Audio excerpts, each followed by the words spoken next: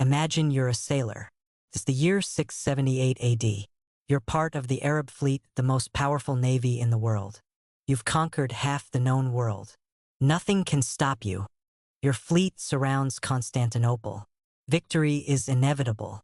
The Byzantine Empire is finished. And then, you see it.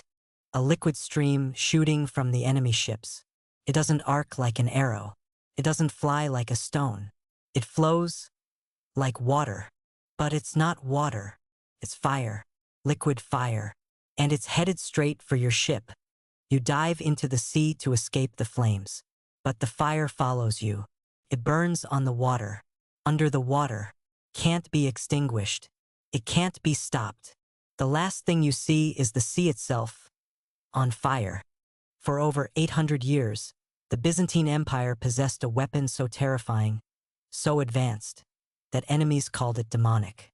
A weapon that burned stone, melted metal, incinerated entire fleets. And then, the secret died with them.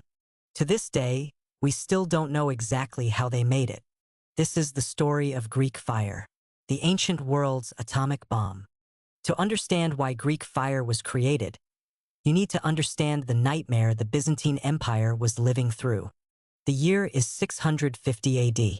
The Roman Empire, the Eastern Roman Empire, what we call Byzantium, is dying. Everything is falling apart.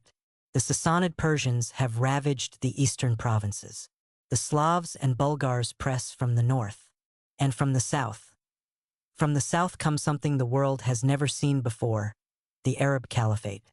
United under Islam, exploding out of the Arabian Peninsula with religious fervor and military genius.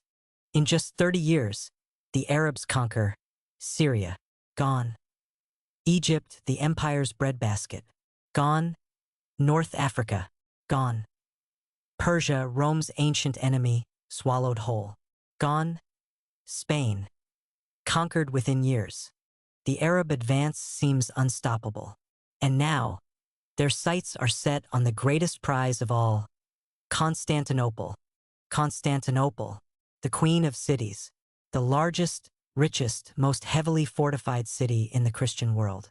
1 million people living behind walls that had never fallen. If Constantinople falls, Christianity falls. Europe falls. Western civilization as we know it ends. In 674 AD, the Arab fleet arrives.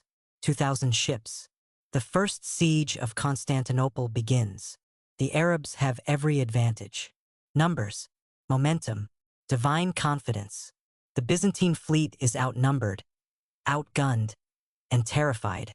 And then, a man named Kallinikos arrives in Constantinople.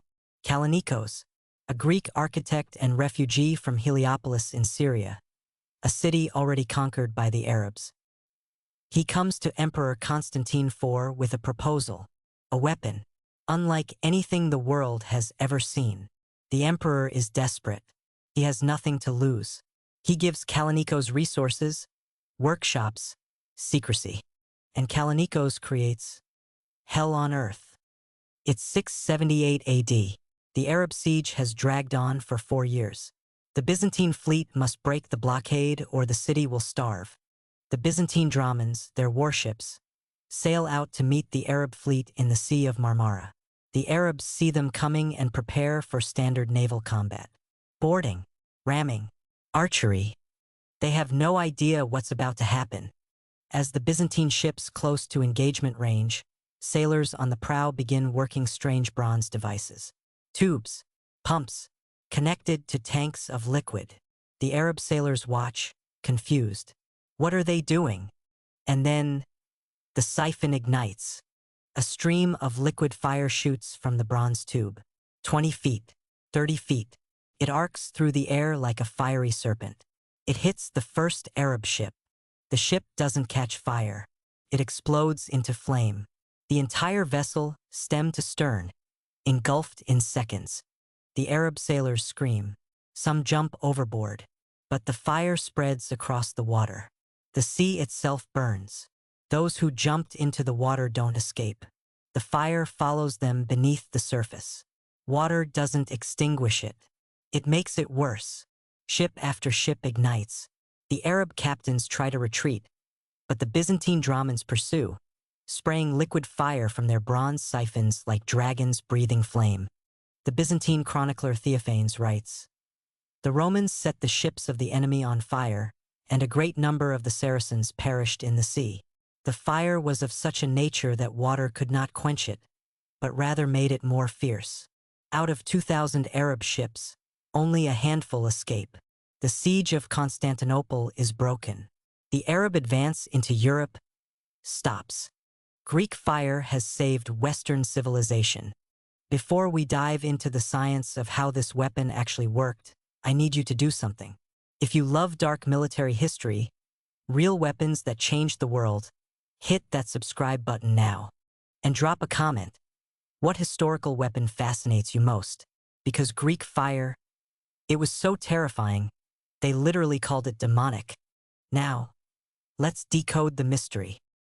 Here's where the story becomes a mystery, because the Byzantines never wrote down the exact recipe for Greek fire. Why? Because it was the most closely guarded military secret in history. What we know about Greek fire comes from scattered references in Byzantine military manuals, Arab chronicles, and accounts from terrified enemies. Let's piece together the clues. The Byzantines didn't call it Greek fire. That's a later Western term. They called it pyr thalashin, sea fire, hygron pyr, liquid fire, pyr automaton, automatic fire, or self-igniting fire, pyr reenton, fire that flows. All the names emphasize the same terrifying properties. It's liquid, it burns on water, and it can't be stopped. The most detailed Byzantine source is Emperor Leo VI's military treatise, written around 905 AD. He describes Greek fire's tactical use but never reveals the formula. The fire prepared in tubes should be hurled at the enemy's ships with great force. Once ignited, it cannot be extinguished by ordinary means, but only smothered with sand, vinegar, or urine. Charming.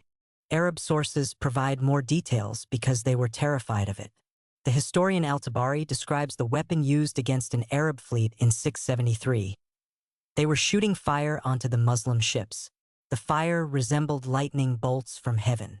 The sea appeared to burn. Many Arabs threw themselves into the sea and drowned trying to escape the flames.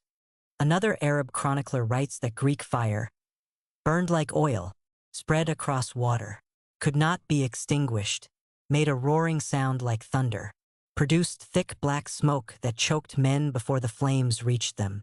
So we know the effects. But what was it made of? Medieval sources mention various ingredients, though none give the complete recipe. Naphtha, petroleum distillate, highly flammable, crude oil, naturally occurring in the region.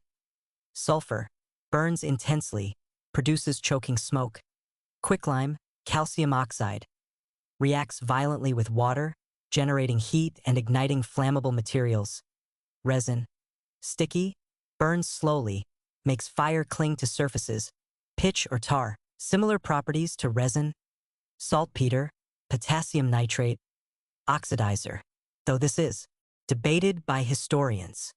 Modern researchers believe Greek fire was likely a mixture of petroleum-based fuel, possibly naphtha from Middle Eastern sources, combined with resins to make it sticky, and quicklime to make it react violently with water. The quicklime component is crucial. When quicklime contacts water, it heats up rapidly, hot enough to ignite petroleum. This would explain why Greek fire seemed to burn more fiercely when water was applied. But here's the thing. Even if we know the ingredients, we don't know the proportions.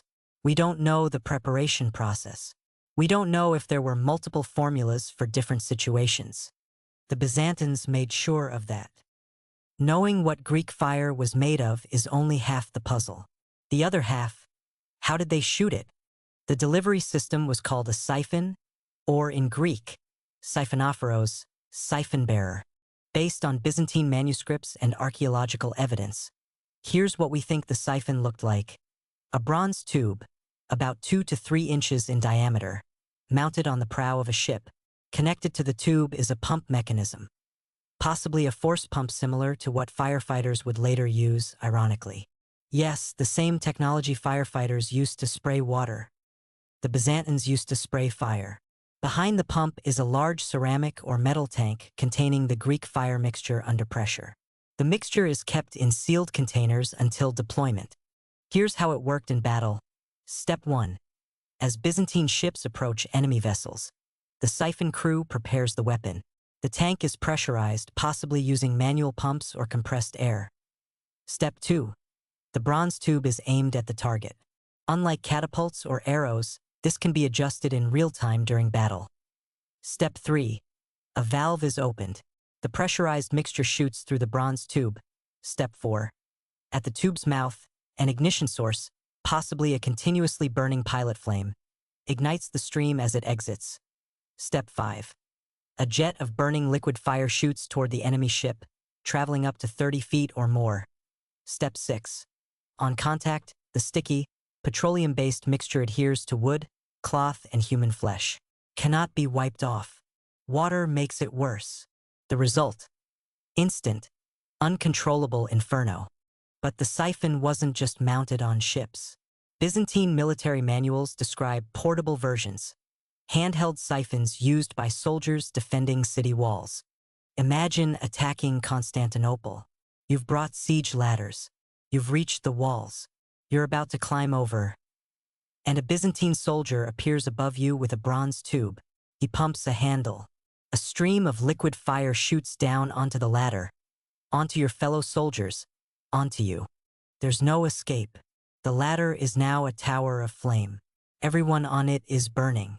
Those who jump to escape break bones or burn anyway because the fire has spread to the ground. This is psychological warfare at its most brutal. Arab sources describe soldiers refusing to attack walls after witnessing Greek fire. Some accounts mention entire units deserting rather than face it again. Fear is a weapon. Greek fire weaponized fear. Greek fire wasn't just a cool weapon. It fundamentally altered the balance of power in the medieval world for 8 centuries. Let me show you how. 674-678 AD. First Siege of Constantinople. We already covered this, but it bears repeating. The Arab Caliphate was unstoppable. They had conquered an empire stretching from Spain to India. Constantinople was the last obstacle to conquering Europe. Greek fire stopped them. Not diplomacy, not superior strategy. A weapon they couldn't counter and couldn't copy. The psychological impact was immense. For the first time, the Arabs faced something they couldn't defeat. It shattered their aura of invincibility. 717-718 AD. Second Siege of Constantinople, 40 years later, the Arabs try again.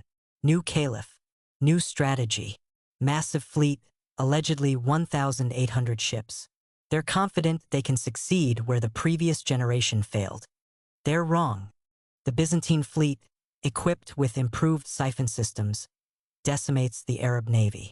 Historical sources describe the sea boiling with fire as hundreds of ships burn simultaneously. The Arab fleet is destroyed. Their army, isolated on the European side, is decimated by disease and Bulgarian attacks. It's one of the most catastrophic military defeats in history. Greek fire saves Constantinople again. 941 AD, the Rus attack.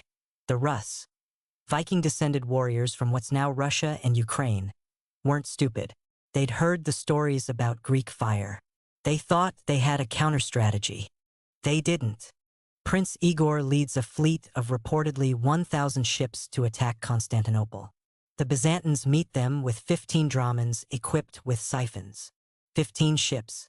Against 1,000. The Byzantine chronicler Theophanes Continuatus describes what happened. The Romans surrounded the Rus ships and began to shoot fire at them. The Rus, seeing the flames, threw themselves into the sea, preferring to drown rather than burn. Those who reached shore were slaughtered. Of the vast fleet, only a handful of ships escaped. The Rus survivors returned home with stories of Russian fire, calling it demonic, supernatural, a punishment from God. Greek fire had entered mythology. But Greek fire's greatest strategic value wasn't in offensive naval battles. It was as a defensive deterrent. For 800 years, Every enemy that considered attacking Constantinople had to factor in Greek fire. The psychological deterrence was enormous. It's the medieval equivalent of nuclear deterrence. You might win, but the cost would be catastrophic. So most didn't try. This single weapon bought the Byzantine Empire centuries of survival. Without it, Constantinople likely falls in the 7th century. European history unfolds completely differently. Greek fire didn't just change battles. It changed the world. If you're thinking this is the most badass weapon in history, hit that like button. Seriously, your engagement helps this channel bring you more dark military mysteries. And comment below, if you could have one historical weapon in modern form, what would it be?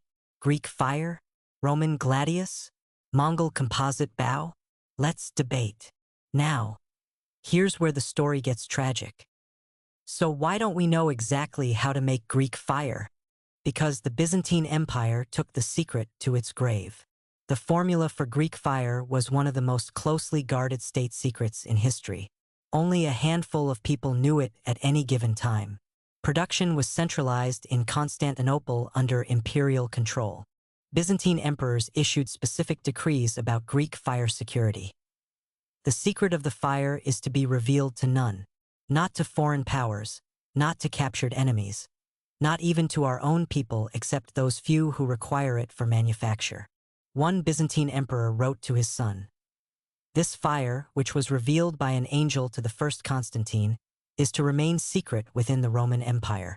Should you be asked for it by any nation, you must refuse, saying it is forbidden, for to share it would be to blaspheme against God who gave it to us." They literally framed it as a holy secret, granted by divine intervention. To share it was heresy. But here's the problem with ultra-secret weapons. If you lose the institutional knowledge, it's gone forever. As the Byzantine Empire declined in the 12th and 13th centuries, so did its manufacturing capabilities.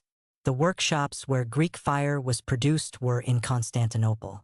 When the city was sacked, 1204 AD, the Fourth Crusade, Christian crusaders who were supposed to fight Muslims, instead attacked Constantinople.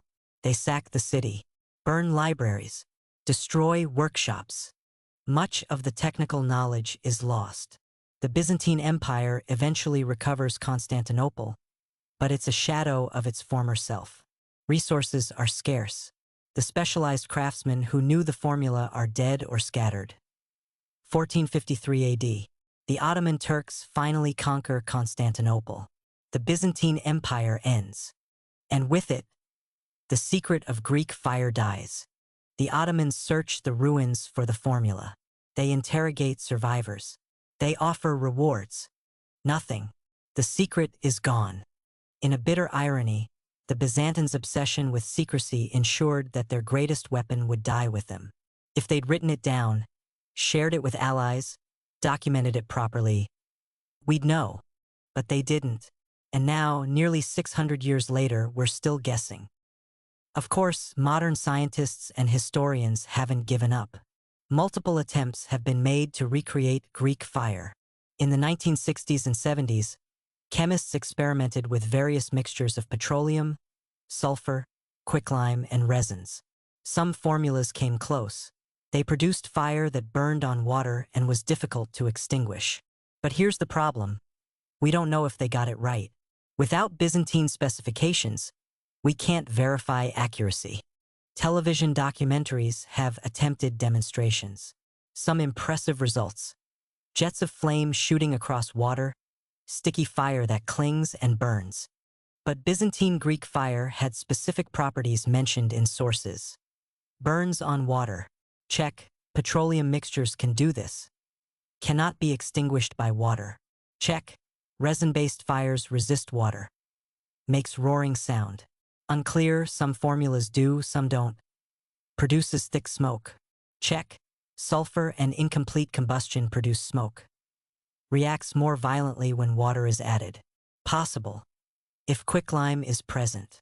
The consensus among historians is that we've probably gotten close. But close isn't exact. The true formula, the specific proportions, the preparation method, the ignition system remains lost. Greek fire represents something profound in human history. It was a game-changing weapon that altered the balance of power for 8 centuries. It saved Western civilization, possibly multiple times. It was the apex of Byzantine technological innovation. But it also represents the danger of excessive secrecy. By guarding their secrets so jealously, the Byzantines ensured it would die with them. Think about that. The weapon that saved the empire couldn't save the empire from itself. Today, Greek fire is a reminder that technological superiority is temporary. The Byzantines' invincible weapon became a historical mystery. The empire that couldn't be conquered fell anyway, but the legend persists. Greek fire represents the ultimate superweapon, effective, terrifying, and shrouded in mystery. For 800 years, enemies looked at the walls of Constantinople and thought, Greek fire, and they hesitated. That hesitation bought time. Time for art, culture, knowledge to survive. The Byzantine Empire preserved ancient texts that would have been lost. They transmitted Greek and Roman knowledge to the Renaissance. In that sense, Greek fire didn't just win battles. It won time. Time for civilization to endure. And maybe that's the real legacy. Not the weapon itself, but what the weapon protected. The unquenchable fire that burned on water bought time for the light of knowledge to survive the dark ages. If you loved this deep dive into the ancient world's most terrifying weapon, you know what to do. Subscribe for more dark military history and unsolved historical mysteries.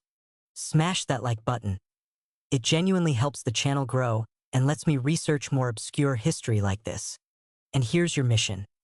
Comment below with your answer to this question. If you were a Byzantine emperor, would you have kept Greek fire secret? Or shared it with allies to ensure the knowledge survived? There's no right answer, but I want to hear your reasoning. I'll see you in the next investigation into history's darkest military secrets. Until then, stay curious, stay strategic, and be grateful you'll never face Greek fire in battle. Because if you did, you wouldn't survive to tell the story.